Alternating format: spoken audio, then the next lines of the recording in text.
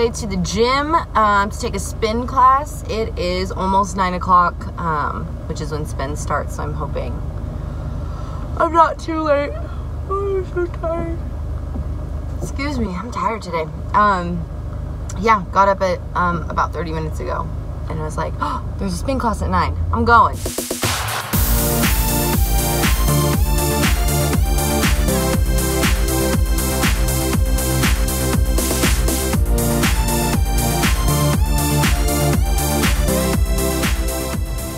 Spin class is over. It was pretty good. I got up there and realized I didn't take my water with me, so that was awkward. Ran out during one of the recovery songs, grabbed it, went back up. So that was good. I'm tired. I think I finally found an instructor I like here. Since I switched gyms, I haven't really found a spin instructor I liked. And honestly, it's not even the instructor, it's just the music, but I liked her music today. So hopefully maybe Tuesdays will be my new spin days, just because that was the best playlist I've had so far. So we are off to head home. I think I'm gonna walk Canelo. I may have to go drop off some cups to this woman. She's doing a cute little what do you call it, like a Christmas store kind of, with fake money for kids in her neighborhood.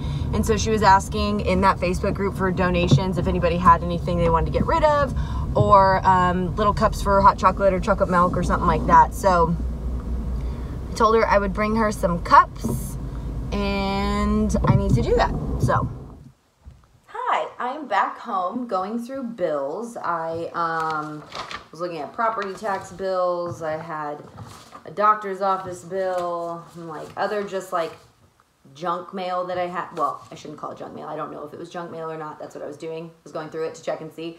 But I'm doing that. I'm just about done with it. The only thing I'm trying to figure out is this last like blood work bill.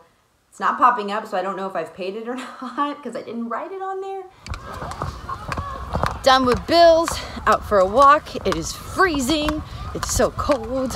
But the dogs are happy. That's all that matters.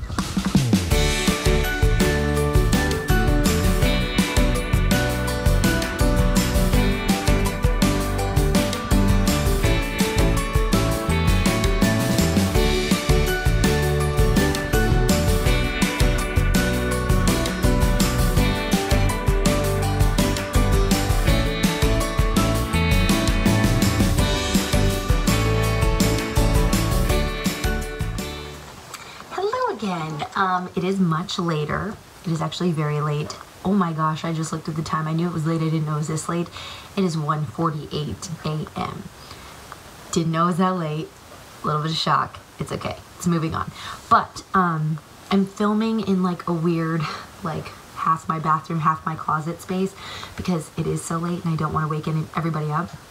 But I realized today was just kind of like a slow day with the vlog because I didn't have a whole lot going on, just like personal stuff like bills. I mean, your life's probably like that too, but I thought it would be interesting to ask people what their assumptions are of the news or the media or reporters or anchors. And so I got some assumptions back that I kind of want to talk about. So we're going to run down the list. There's probably only like a dozen different ones. Bella's coming to sit with me. There's probably only like a dozen different ones. So we're going to kind of just go down them.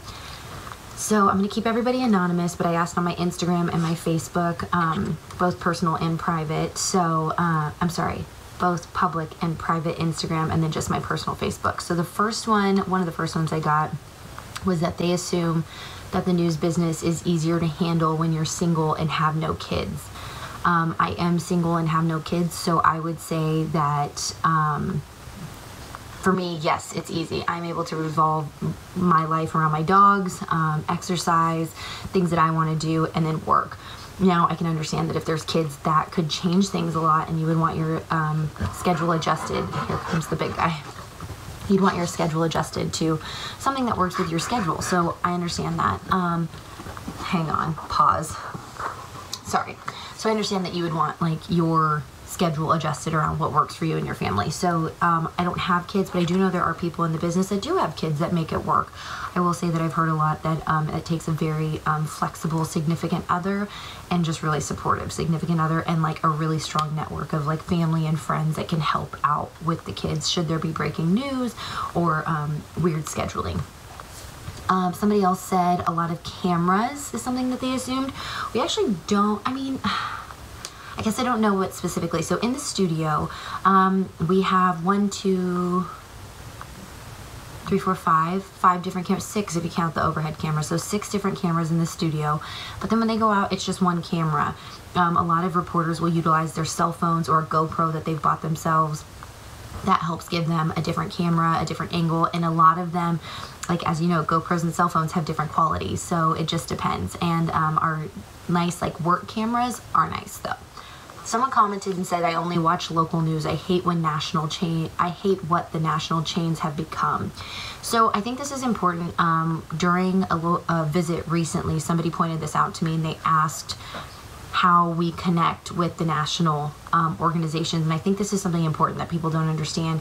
While we do have the same branding, we are not directly affiliated in the sense of like, I can't pick up the phone and say like, hey, David Muir, can you, and I'm saying that because that's ABC, can you guys not say this, or can you change this? Or we don't have that luxury. Like we don't have that control. We don't have that connection to them.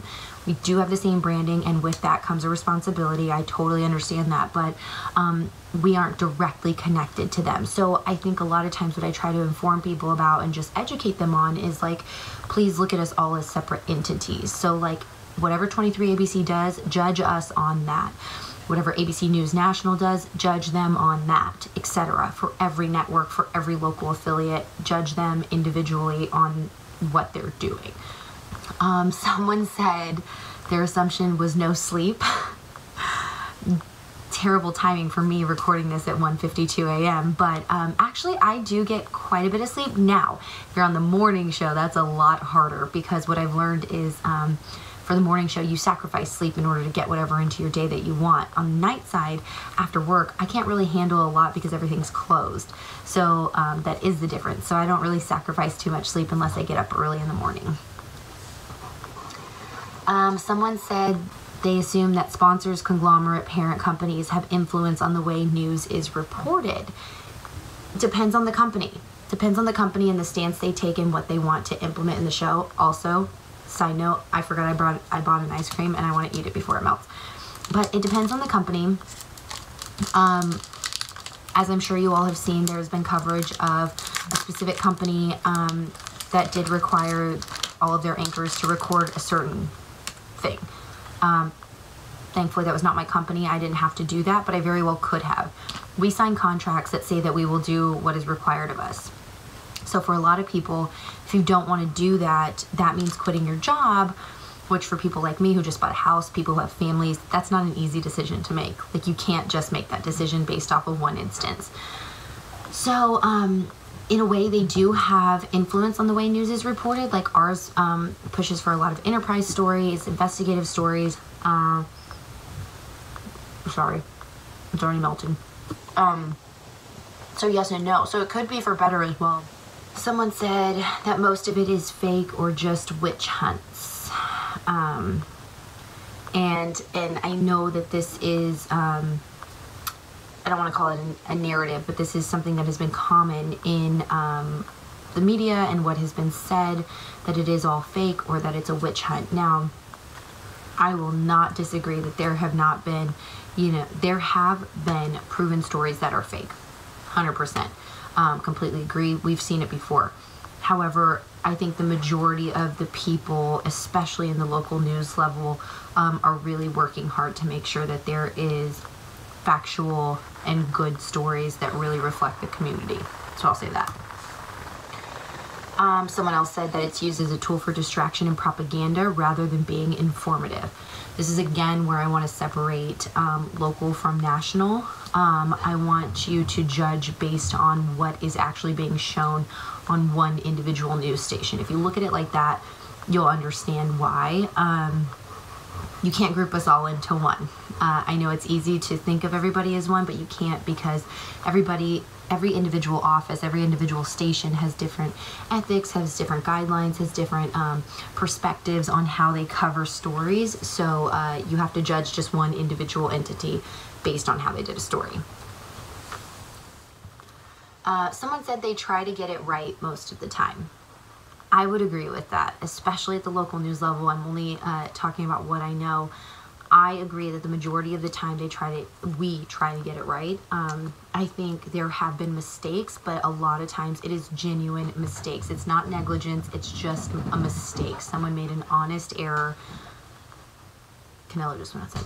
Someone just made an honest error or didn't double check it or triple check it, and they thought that they heard something correctly. That can happen, but the majority of the time I agree they're trying to get it right. Okay, I got a couple people who said this. It says, I don't watch the news, seems like there's always bad news on. I agree.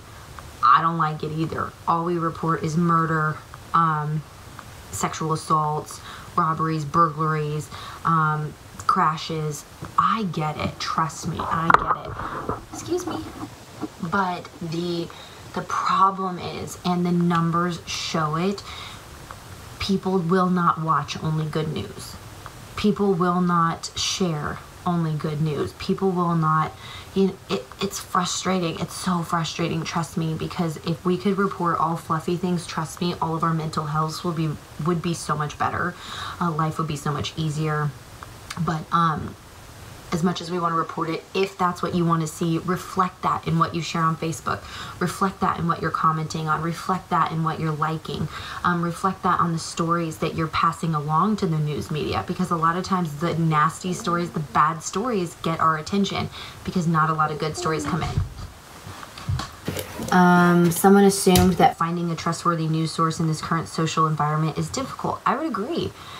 There's a lot of news out there and a lot of places that look like news that are not news, that are actually opinion sites. So, and even shows. So I think that's important to make sure that you know who you're trusting and why.